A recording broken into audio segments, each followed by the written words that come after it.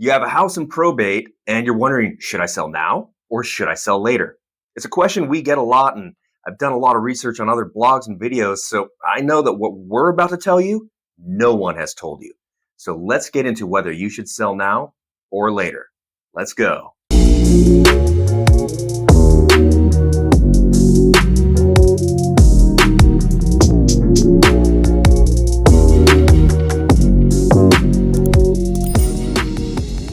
Welcome back to the channel. I'm Realtor Brendan Mohr. I'm also a certified probate and trust specialist here in California.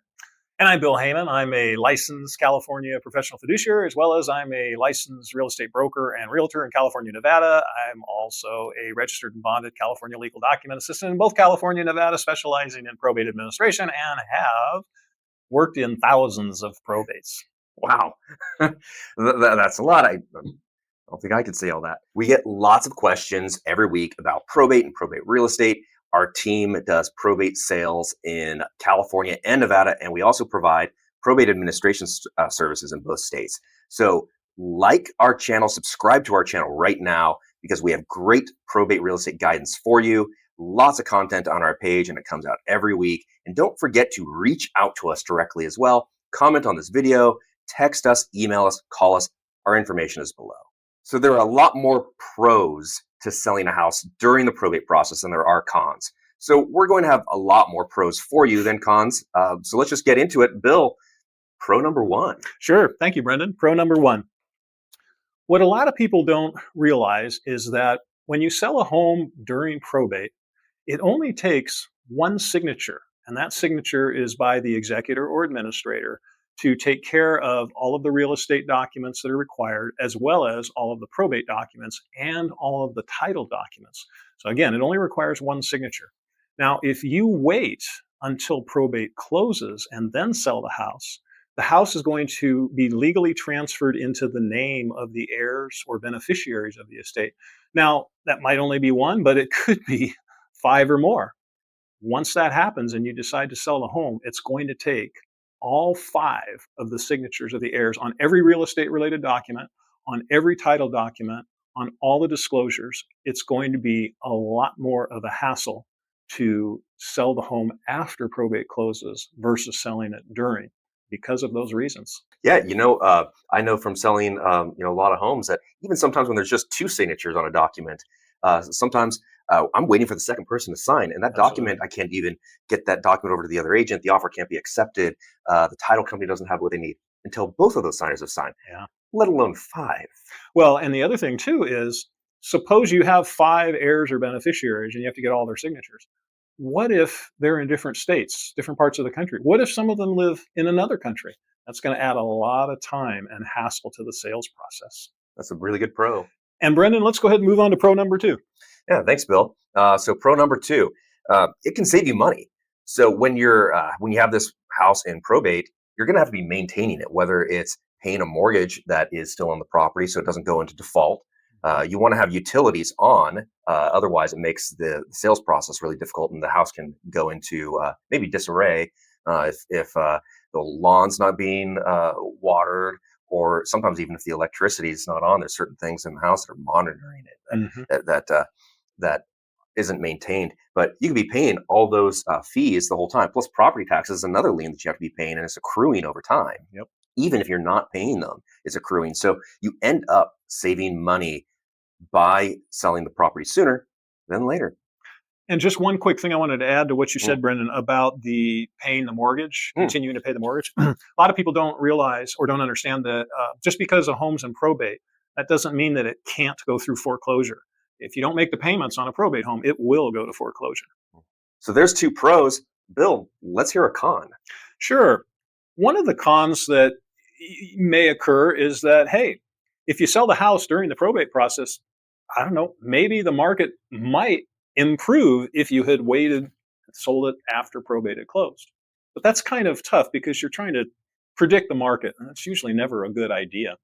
Plus, at the time that we're recording this video, the market is actually in a downward trend. Yes. And in our area where we're currently at, it's been about a 2% down month to month. Yep. So it may be better for a lot of people to get that home on the market sooner than later. You bet. Kind of a big risk to wait. Yep. And then, Brendan, what about there's kind of a flip side to that, a pro that if you want to get into that one. Oh yeah, well the pro I would say is that the market might get worse, and that is what's happening right now. So Mhm. uh, in one of the previous pros I mentioned about saving money because you're no longer accruing property taxes or paying on a mortgage or paying the utility bills and anything else that could come along with it. Sometimes there's an HOA and you're paying HOA fees. Uh, other than that, you could be in a market downtrend, and now you're losing money every month that you don't get that home on the market. So it's a big risk, and I don't recommend timing the market. It's usually better just to get things done as soon as possible. Yep, absolutely. Bill, let's hear another pro. Sure. A lot of times when you've got a probate sale, you're selling a probate home, your buyer pool is much more likely to be understanding or more understanding that, hey, this is going to be an as is sale. Mm. The seller's really not going to do much to the house. Oftentimes, in a lot of probate sales that Brendan and I are involved with, there will be a lot of personal belongings, furniture, maybe a lot of just trash and debris in the house. Now, the seller, the estate, may not have the money or may not be willing to or want to clear all of that out. With a probate sale, you're much more likely to get buyers who are willing to take on that responsibility. Once escrow closes, they have agreed to take care of getting rid of all of the leftover personal belongings, trash, debris, etc. The other thing is, buyers tend to be in a probate sale much more understanding that, hey, this is a home that may be an older home, it may be dated, it may have some deferred maintenance, it may not have ever been updated, and they're willing to work with that, in some cases kind of overlook that, whereas in a traditional sale that's not always the case. But in a probate sale, you definitely often have buyers that are much more forgiving of the condition of the property. The other thing too is that buyers are much more willing to be understanding if a seller in a probate sale does not want to make any repairs or give any credits to the seller for anything. You get much more understanding with buyers in that situation. Yeah, I would say that in my experience, it's absolutely true, especially about actually doing repairs. Um, you may be out of state, Mhm. completely out of the area. Maybe you just don't even want to have repairs done. It's far more common for that to be understood. That Yeah. if they find a serious problem with a home, like maybe $5,000 in roof damage or something Mhm. like that, they're not going to require repairs to be done before close of escrow. They may ask for a credit. That tends to be more common, but like you said, they tend to be more understanding not to even ask for credits. Right. And Brendan, why don't you go ahead and give us the next con? Sure, Bill. Thanks. One of the misconceptions about probate is that they tend to be below market sales. In fact, when I was researching for ideas just for this video because I couldn't really think of a whole lot of cons. I found a lot of advice that probate sales were below market, and that's really not actually true Yeah. most of the time. And I think a lot of that misconception exists because a lot of probate homes and probate tend to be fixers. They maybe been sitting for a while, or uh, people who own the homes just were not taking care of them, and that led them to be fixers. So uh, they may find that you can get a better deal, I guess, on homes that are fixers. But that's not necessarily because it's in probate. It's just the way the fixers are because they need a lot of work. And maybe the other misconception is because sometimes a home in probate is granted limited authority by the court. When it's granted limited authority, and please watch our video, limited authority versus full authority, if you're not familiar with that. But in limited authority, the timelines can be a lot longer and there's a much more complicated process. So it limits the pool of buyers. So sometimes those ones end up being somewhat below market value, but they actually have to be within 90% Mhm. of what the court appraises the home at the time of death, at least. That may be one of the reasons why that misconception exists. But most of the time, they're market value. Yeah, I agree with you. Yeah. And back to market value, and if it's a fixer, it may be sold for less than what a comparable home that's in much much better shape, of course, but it's still going to be at market value for that fixer. Yeah. Absolutely. And another thing that ends up happening because of that misconception is you may get some annoying lowballers. And we've seen it where people will actually reach out directly to the heirs or beneficiaries. Hey, please sell this home directly to me. And of course, they're just trying to get a really, really good deal. Um, because they maybe came across those blogs that say that you can get a really good deal on probate. And I think it's some sort of kind of shady dealings when that really Yeah. happens. It's really best to in the best interest of the state typically to put the home on the MLS to Absolutely. get it to a realtor who will put it on the MLS and it'll be marketed everywhere, and you'll get market value for it Mhm. then. Bill, how about we listen to another pro? Sure, Brendan, I'd be happy to. A lot of people don't realize that when you sell a home during the probate process, there may be a lot less liability on account of the seller. And what I mean by that is, let's say you've got a probate home that's being sold. You go into contract, and unfortunately, occasionally something can go wrong with the sale. And for whatever reason, the buyers decide to go after the sellers for some money or compensation or something. Well, if it's in probate, the buyer is going to go after the estate, not the heirs or beneficiaries. The heirs or beneficiaries aren't liable, the estate is. But if you wait to sell the home until after probate closes and the house goes into the name of the heirs or beneficiaries and then they sell the house, if something happens and that sale goes south, now the buyers are going after the heirs beneficiaries directly. So selling a home during probate, there's a good chance that you're going to drastically reduce the liability that potentially those heirs or beneficiaries might have should the sale go south or something go wrong. Wow, that's a great one, Bill. That's a really great pro.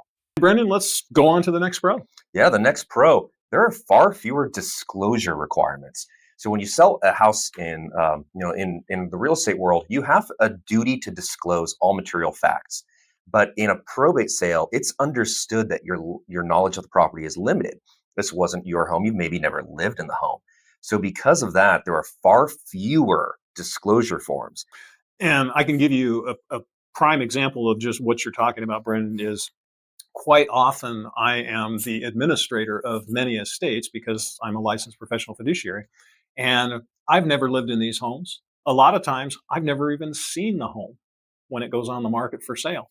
So when it comes to disclosures, as Brendan said, there's far fewer and there's really not much to disclose because I know little to nothing about the home. And Brendan, why don't you go ahead and head up the last con we have here? Certainly, Bill.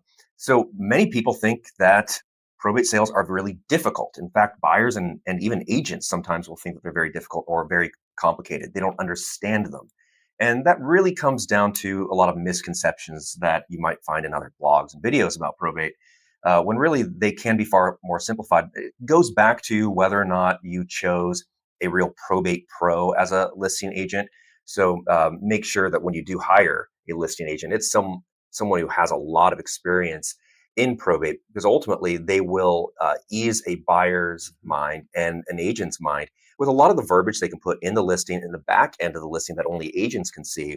And there's also some attachments that an agent can put in to really help simplify the process. Most of the time, I find that as long as the agent who's working on the listing side is a probate professional, like a certified probate and trust specialist, or one who's just really worked in probate a lot, then they're able to make the transaction seem like a normal transaction, like you would see in just regular real estate.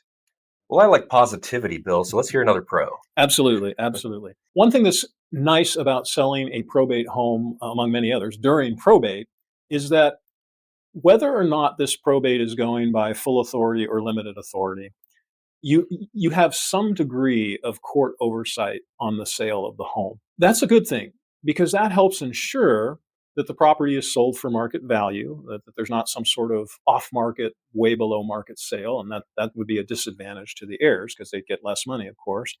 But it just ensures that the home will get placed on the MLS, multiple listing service. The property will get full and complete exposure to the market out there, which is what you want, because obviously we want to get the highest price possible for that probate property.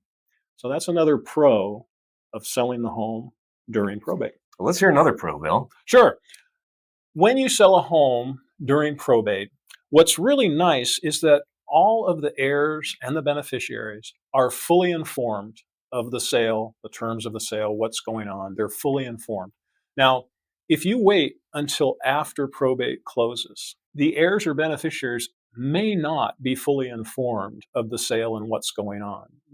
They should be, but it doesn't always happen. Now, with sale in the probate process, the law requires that they be fully informed. Well, that's a good thing. You want transparency. You want everybody to know what's going on. Everything should be above board and by the book. Really sounds like the pros outweigh the cons, doesn't it, Bill? Yeah. Yeah.